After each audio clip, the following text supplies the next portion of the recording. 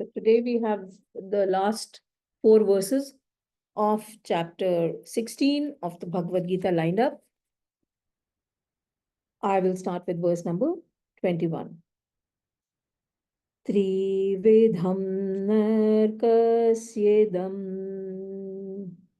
dvaram nashamatatmana कामक्रोधस् तथा लोभस् तस्मादेतत्त्रयं त्यजेत्.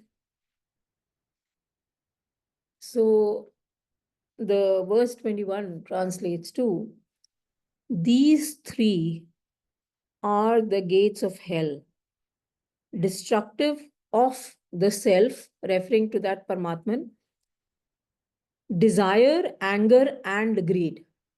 Therefore, one should abandon these. So let's take this up word by word. Trividham, of 3 categories or triple. Narkasya, so nark is hell, narkasya becomes of hell. Idam, this. Dwaram, gates. Nashanam, which leads to destruction or destructive. Atmanaha, of the self within all of us. Kam is desires, stronger form is lusts. Krodh is anger, stronger form is wrath. Tatha also, lobh is greed. Tasmat, therefore, etat, this, trayam, threesome, tyajet, one should abandon. Tyag dena chahiye. So tyajet becomes one should abandon. So the translation becomes, these three are the gates of hell, destructive of the self, desire, anger, and greed. Therefore, one should abandon these. So let's chant it together. Trividham narkasyedam dvaram nashanmatmana kamah krodhastatha lobhas tasmadetatrayam tyajet. So see, now when we were doing the last set of verses where we were talking of the kind of hell that the demonic people live in, so in verse 16 of this chapter, we read and understood that heaven and hell are actually not physical geographical locations. They are the mental states of us, that we exist in, or they are the conditions that are created by the mind. So now when it's raining, someone is happy, someone is sad. Now the rain is falling. So it is how we respond to an external factor. So the heaven and hell are states of mind. Now the demonic are continuously going through hell their entire lives, and we just recap those verses. This verse is mentioning these 3 false or incorrect values, which are desire, which translates to lust when we have too many desires or strong desires. Anger, when we are very angry, it turns very quickly to wrath. And greed. So these are the main causes of the hellish state of mind. And the verse is calling them the 3 gateways to hell, or 3 gates of hell, because lust, anger, and greed will take us to hell. These are the 3 gates through which we enter hell. Any one of them is enough to take us to hell. We don't have to have all 3. It'll only make the entry quicker. And if we analyze the 3, desire or lust, anger, and greed are interconnected. And how they arise, especially the desire, in arrogance and in ignorance, not realizing the self within us. that power within each one of us, we start moving outwards into the world of objects to find that joy and bliss that all of us are seeking. Now, this insatiable desire for acquisition, aggrandization is an endless pursuit, which we don't seem to understand when we are chasing the desire. And it leads to lust, worries, stress, and anxiety. Now, the demonic, as we have seen in the previous verses, are convinced that life is only meant for worldly indulgences because their direction is outward. So, their goal is to maximize sensual pleasures. And in order to maximize the sensual pleasures or the joy that they think they derive from the sensual pleasures, leads to entertaining of more and more desires. So you think the one mango will give me pleasure, you derive that pleasure, you think the second one will give me double the pleasure, and so on. You keep indulging. So, the powerful ones want to become more powerful, the rich want to become richer. There's never any end. I mean, you say, okay, I'll have 10 crores in my bank account, I will stop chasing wealth. It doesn't happen. So we continue to measure or entertain more and more desires. And if you just reflect, we have been reading the Bhagwad Gita Chapter 2 onwards. Lord Krishna has been continuously warning us that the nature of desire is insatiable. And desires are the ultimate sin. Yes, I'll draw your attention to verse number 37 of chapter 3, which was a Karma Yoga chapter. They refer to desire as Mahashana, that is all consuming, and Mahapapam, all sinful. That means they're the root cause of the rest of the sin, of all sin that we commit. And also, desire is like a fire which cannot be quenched. The more you feed the desire, the more it wants, the stronger it gets, and it can consume everything. And also, here it's a good time to recollect our ladder of fall, because we are talking about the three attributes: desire, anger, and greed, right? So the ladder of fall, chapter 2, verses 62 and 63. Now, desire, if it is met, uh, grows more desires. So you want more wealth. You have 1 crore in the account, now you want 2 crores, okay? So more desires, which leads to greed. If it is not met, then what happens? I wanted looking for winning the competition and someone else won it.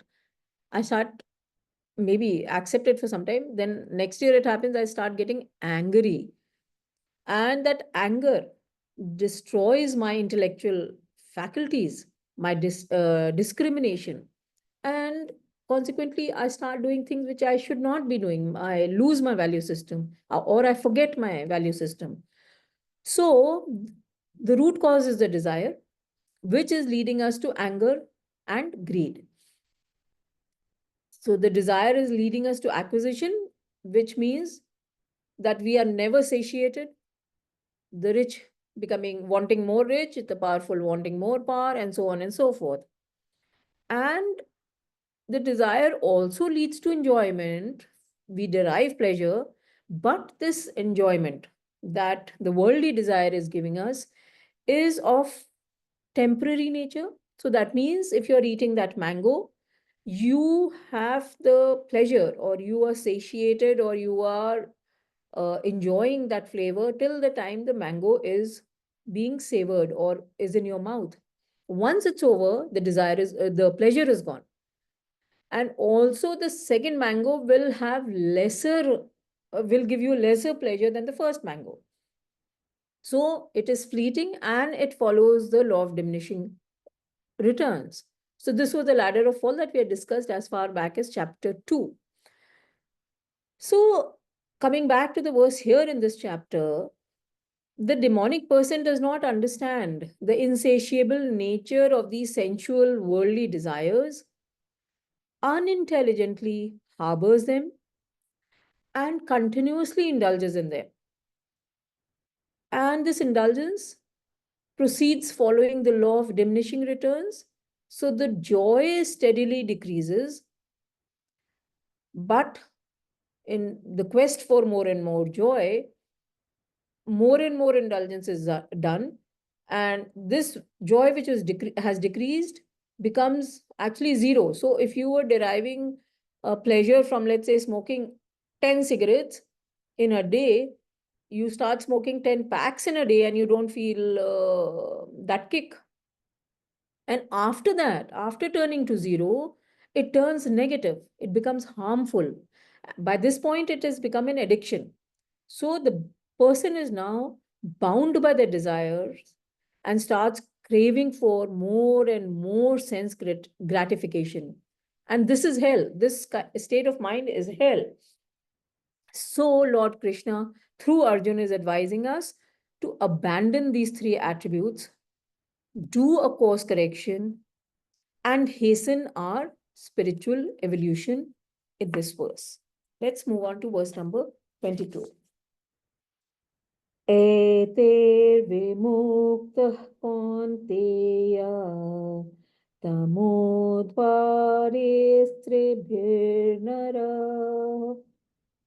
आचर्तयात्मना श्रेयस्ततो याति param gatim. So the verse 22 translates to, liberated from these three gates of darkness, O Kaunteya, a human does good to oneself and thus reaches the supreme goal. So eteh is by these, vimukta, liberated, completely liberated. Kaunteya is name for Arjun, son of Kunti. Tamo dware. Tamo is darkness, ignorance. Dwar is gate. So tamo dware becomes by the gates of darkness or ignorance. Tribhi, three.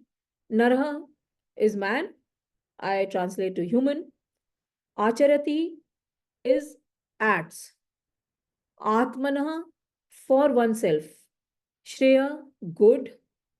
Tata, thence. Yati, goes. Param is supreme. Gatim is goal.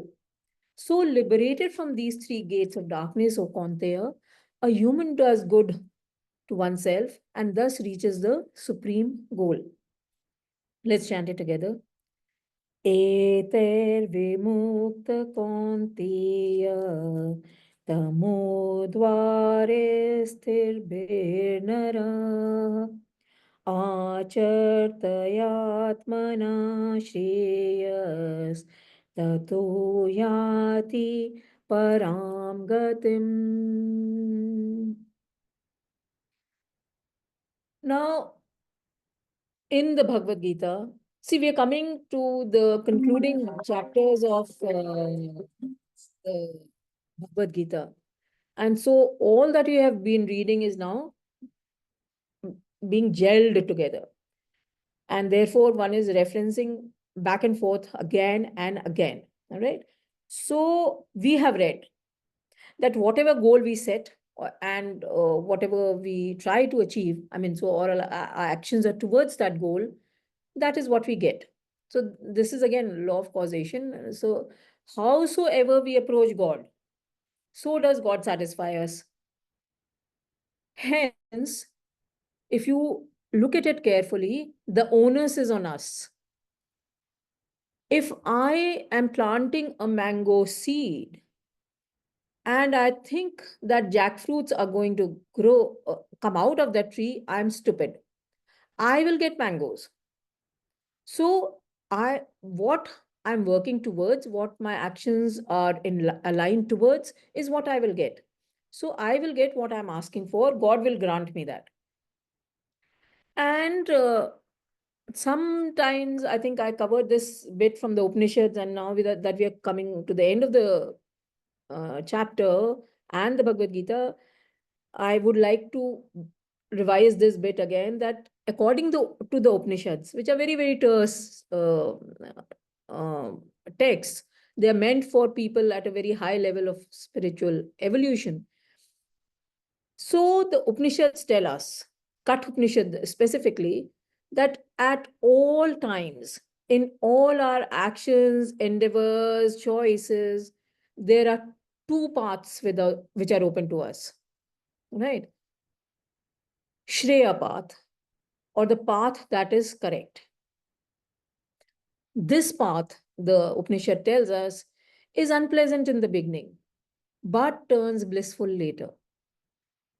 Then the prayer path, that is the second path, which is pleasant in the beginning, but is fraught with sorrow later. This I will try to illustrate with a simple example. Most of us don't like to get up early in the morning, right? The scriptures tell us that the Brahma Muhurat is 4 o'clock onwards, right? And that is the best time for studies, because you will absorb, your faculties are at their best. The nature is silent at that point of time. It's only at dawn that the birds start chirping and there's movement in the environment. So that is the time we should be doing our studies, but we find it difficult to get up. And leaving that Shreya path, the correct path, we follow the Priya path. Get up when we want to. Winters, it's difficult to even get out of bed at 7 o'clock.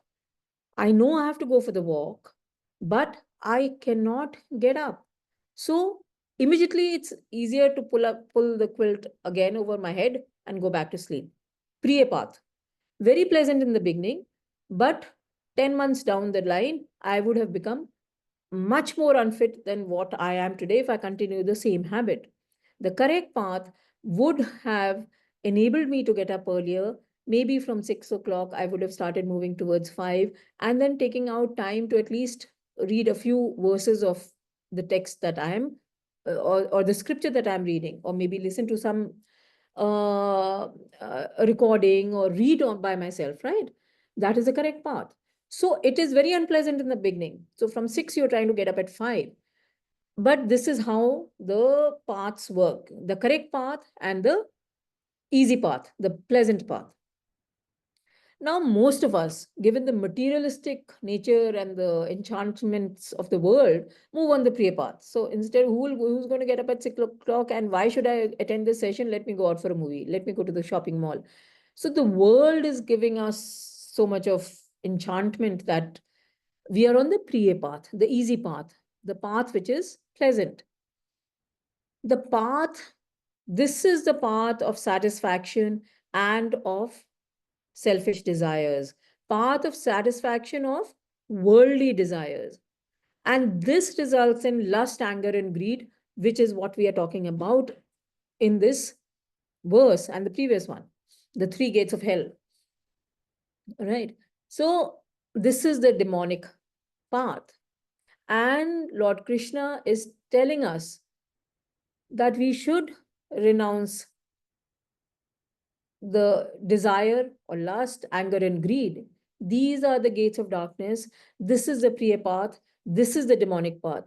And once we denounce these or renounce these, we automatically move on the Shreya path, the correct path, the divine path. Right?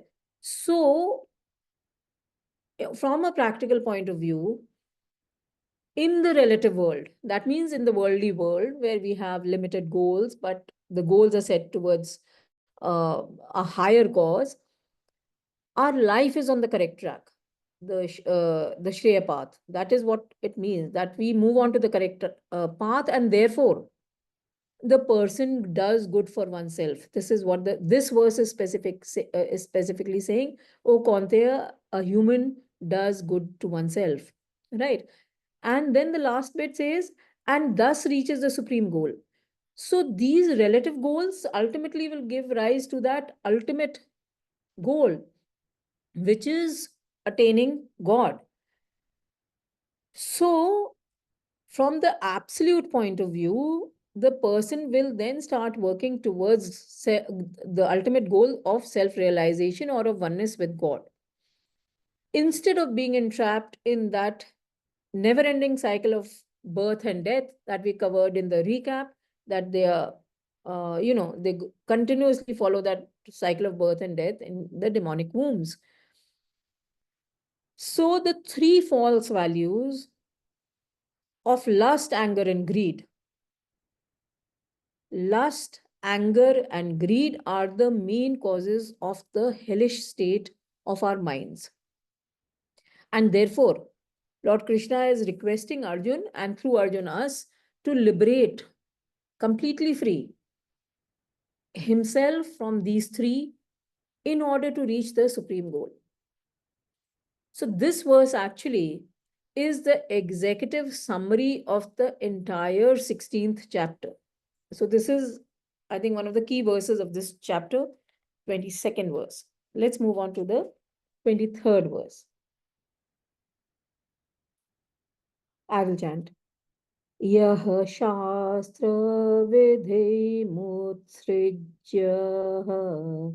वर्तते कामकारतः न सा सिद्धिं वाप्नोति न सुखं न परां गतिम्.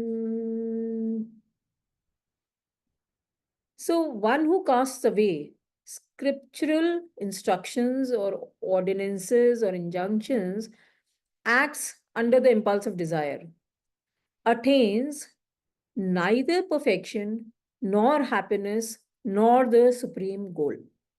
Word by word, yeah. Who? Shastra with him is the instructions in the scriptures. Utsrija means having abandoned, having removed or rejected. Vartate, acts. Kam karatah. Kam is kamna, karata is action. So kam karata becomes under the impulse of desires or under desire, influence of desires. Neither. Saha, person, or he. Siddham is perfection. Avnoti is attains. Na, not. Sukham, happiness. Na, not. Param, gatim, supreme goal. Paramgatam means supreme goal, and we use it a lot in our, when we are paying respects to people who have departed. But this is the meaning of Paramgatam. So one who casts away scriptural ordinances, acts under the impulse of desire, attains neither perfection nor happiness nor the supreme goal. So let's chant it together. यः शास्त्रविधिमुत्सृजय वर्तते कामकारतः न स सिद्धिं वाप्नोति न सुखं न परां गतिम्. So see, when the previous verse said that you liberate yourself from these three gates of hell, which are, lust, wrath, and lust, anger, and greed, as a practitioner, as a seeker, the natural question that arises within us is that how do I completely free? I mean, so liberate means that you are completely free from lust, anger, and greed. It never happens. So, these are the three gates of hell. And how do I never ever enter these? In a world when I'm, surviving in a world and I'm constantly bombarded with materialism, beauty, and enchantments as I move along, and I try to restrain, I try to control myself. I have high awareness levels and I'm able to steer myself in the correct direction most of the time. So I'm able to regulate my desires most of the time, but I'm not able to do it all the time. At times I give in to my desire and I go behind it. And anger again can overtake my faculties at a moment's notice. I mean, in a nanosecond, I become angry. So what do we do, or what should I do to ensure that at all times I have controlled my desire, anger, and greed? So what do I do? The verse is giving us the answer: scriptures. So scriptures serve as our Google Maps. See, when we are going from point A to point B, from our current location to another point, these days, whether you know the directions or you could be in a new city, you put it on your Google Maps. It takes you where you want to go. Scriptures are our Google Maps. They show the journey route to our spiritual enlightenment, and they give us knowledge and the intellectual faculties to stay, discern, and stay on the path. See, activity we have to do, right? We have been reading chapter 2 onwards that once we are born out of incompleted vasanas. So some desires remain, these are inert, but given the right environment, they just spread out, grow tentacles. So the law of life is, if we have taken birth, we have to act. It's like the law of gravitation: whatever you throw up will come down. So we all must act because of the vasanas, which will propel us towards actions of a particular nature. We have to do that. But the scriptures show us the correct choice to make in order to attain our aim or desire, or fulfill our vasana, or sublimate our desire. The scriptures show us the correct route, the correct path, the Shreya path.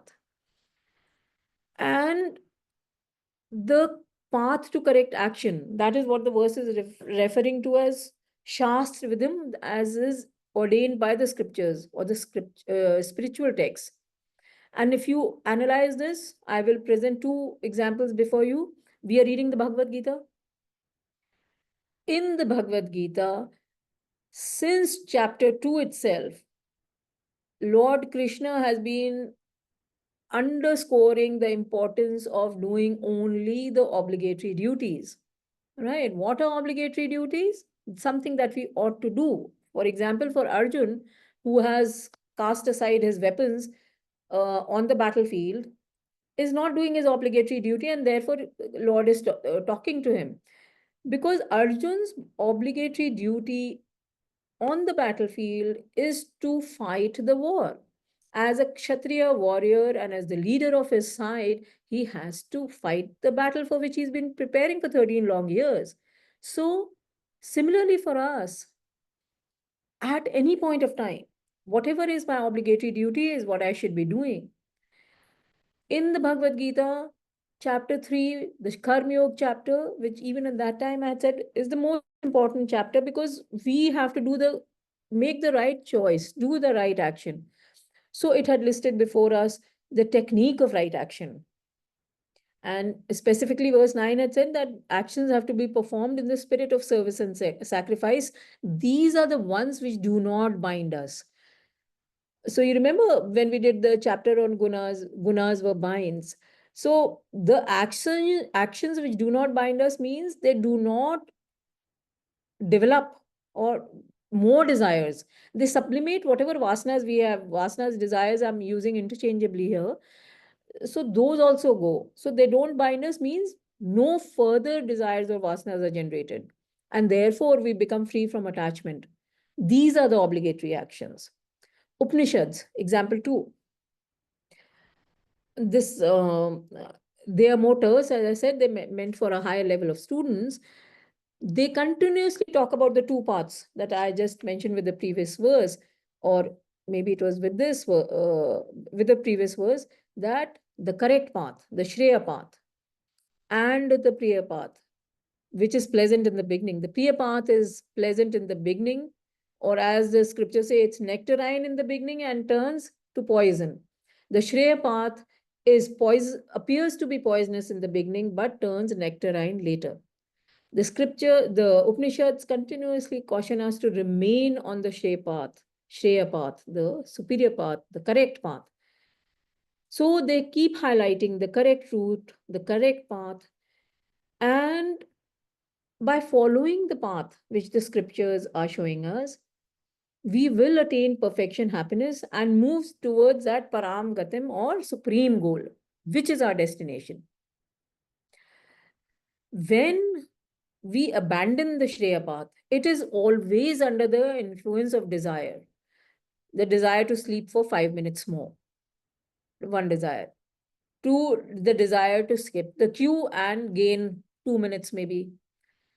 All this, why should we do it? It's a desire to gain those 2 minutes, to gain 5 minutes somewhere, to gain maybe someone is stealing, to gain some extra money without doing any work. So the desire has been referred to as the biggest sin. When we change track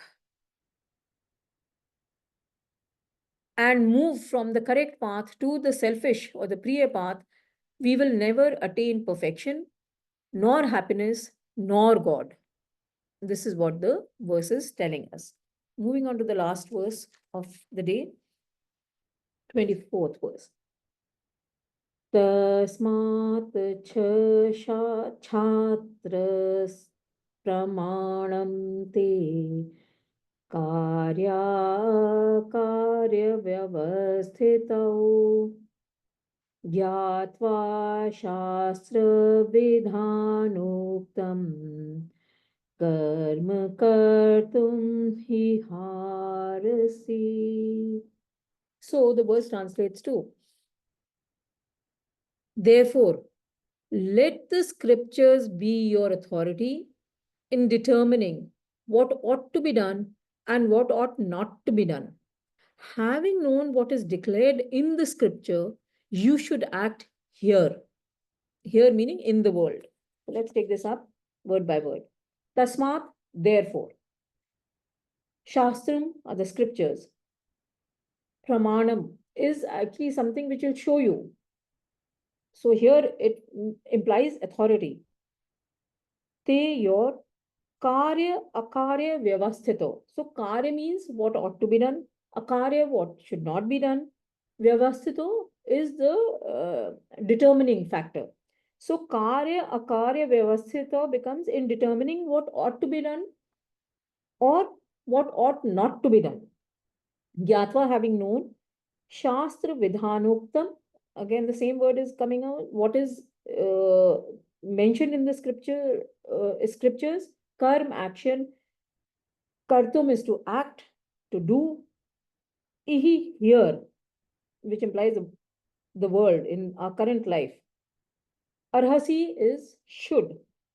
So therefore, let the scriptures be your authority in determining what ought to be done and what ought not to be done.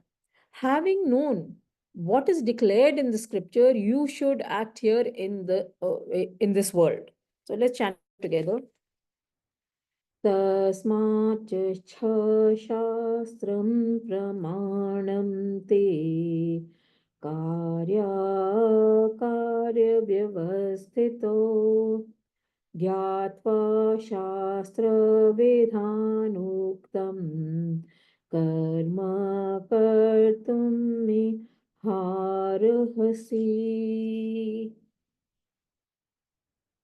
Tasmat means therefore. Therefore, as we have also discussed earlier, means that a logical line of argument has been presented. So some reasoning has been given in front of you, and logically we are now concluding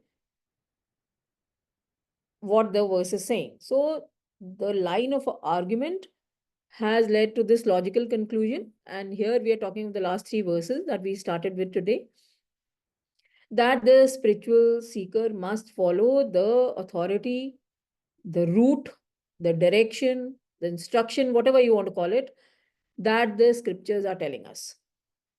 And this should be in planning their way of life.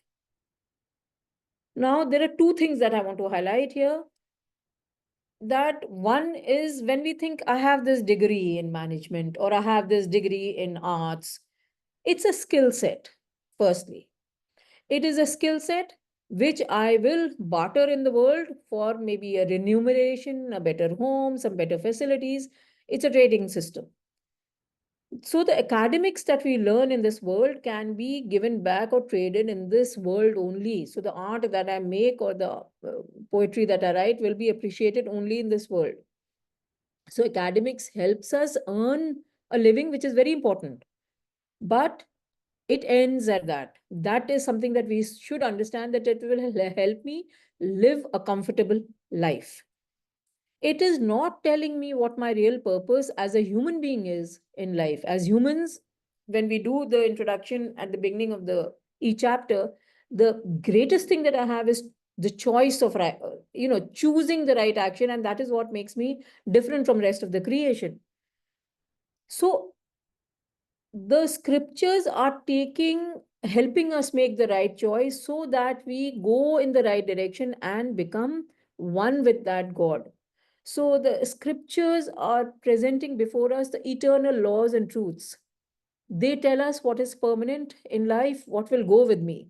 We all see that when we die, we don't even take the body, forget my bank balance and the 14 almirahs that I may, full of clothes that I have, all that is left behind. My body also doesn't go with me. So what is it that will go with me when I move on to shed my this body and take up a new body? And what is our purpose in life? And they also show us the way to find God within ourselves as we continue to function in the world. And since we are doing Bhagwad Gita specifically is like an instruction manual for living life, cheerfully. Cheerfully is the highlighted point. How to live life, enjoy it thoroughly. Chapter 3, when we are talking of action, and okay, another thing I want to draw your attention to, this verse and even the previous verse talks about acting, acts. Okay, let's this verse is more relevant to that part. You should act here. Bhagavad Gita never ever, on any of the Upanishads, they don't tell us not to act. They tell us not to worry about the results, the fruit of the action, because that same mango and jackfruit example, if you are planting the mango seed, mango tree will come out. So the moment you perform the action, the result is already there in the universe. You've already opened that path, that result will come to you. So the scriptures are telling us to act. They're not telling us to sit down and under a banyan tree and just sit and do nothing. The scriptures are telling us to act so that we sublimate our vasanas. Whatever desires we have, we exhaust them completely. Okay, so the chapter 3 of the Bhagavad Gita talked about the technique of right action and how, when we apply it, it will help us in all our endeavors, in the relative sense, in the world. In the absolute sense, they will take us on the towards God on that Shreya path. So the right conduct can be determined only when we have the correct knowledge of what is to be pursued and what is to be avoided, which this verse is also talking about.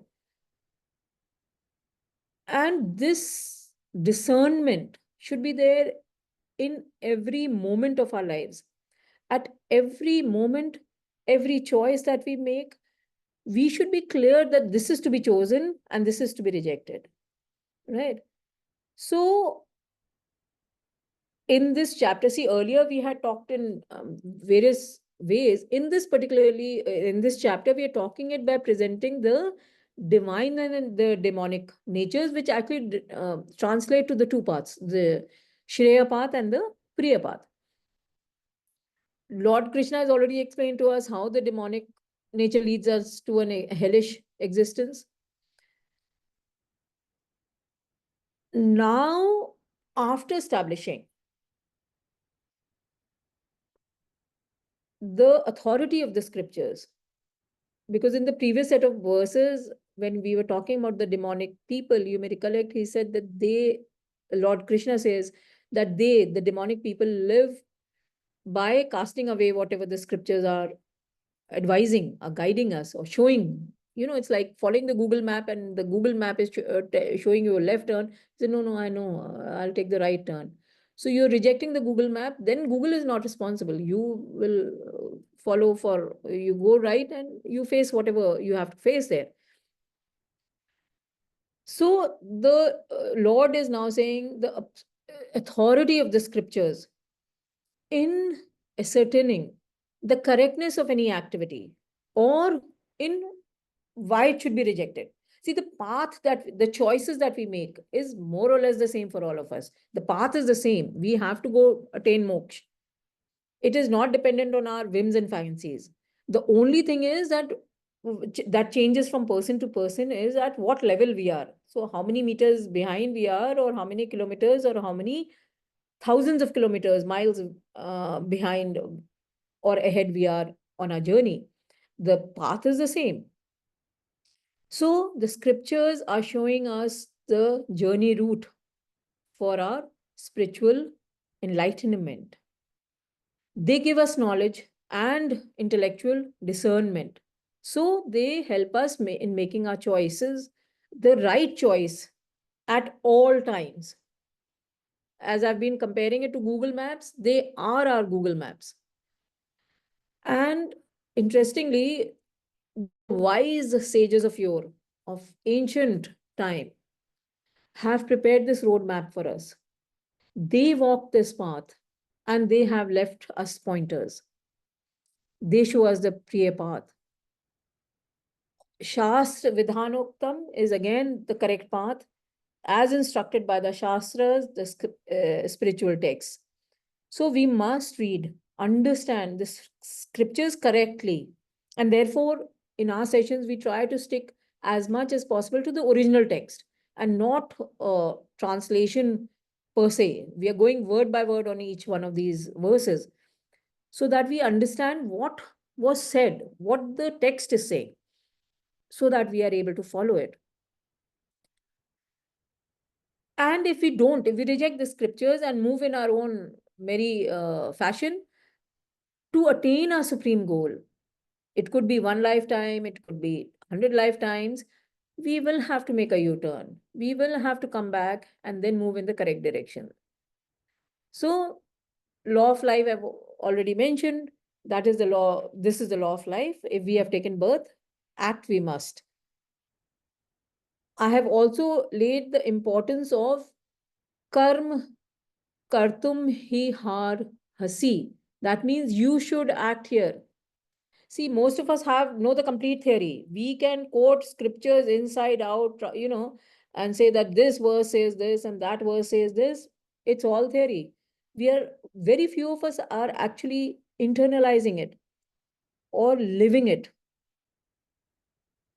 And of course, Bhagwad Gita is repeatedly saying that you have to act, and so are the other scriptures saying.